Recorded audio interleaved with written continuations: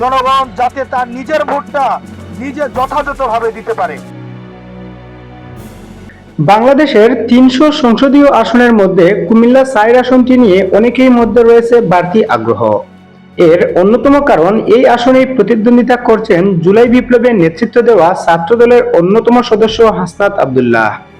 জীবনে প্রথমবার নির্বাচনে অংশ নেওয়া এ নির্বাচনে জয় পেতে প্রতিদিন গণসংযোগে ব্যস্ত সময় পার করছেন এই জুলাই যোদ্ধা। কিছুদিন আগেও হাসনাত আব্দুল্লাহর শক্ত প্রতিদ্বন্দ্বী ছিলেন দুজন, একজন কুমিল্লা জেলা জামায়াতের আমির সাইফুল ইসলাম শহীদ এবং অন্যজন বিএনপির প্রবীণ নেতা মঞ্জুরুল আহসান মুন্সী।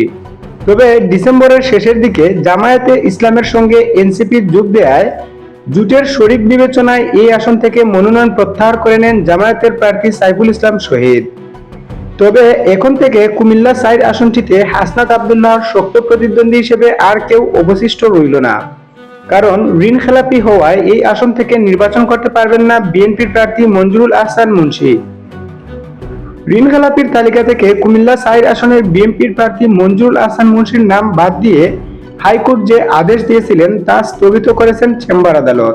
বৃহস্পতিবার ৮ জানুয়ারি চেম্বার বিচারপতি মোহাম্মদ রেজাউল হকের আদালত এ আদেশ দেন। আদালতে প্রিমিয়ার ব্যাংকের পক্ষে শুনানি করেন ব্যারিস্টার বিভূতি তরফদার।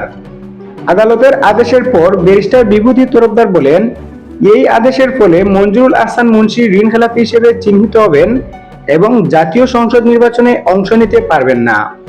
এর আগে ঋণ খেলাপির তালিকায় থাকা কুমিল্লা ৪ আসনের বিএনপির প্রার্থী মঞ্জুরুল আহসান মুন্সীর নাম বাদ দেওয়ার আদেশ দিয়েছিলেন হাইকোর্ট। বিচারপতি এ.কে.এম. রবিউল হাসানের হাইকোর্ট বেঞ্চ এ আদেশ দেন।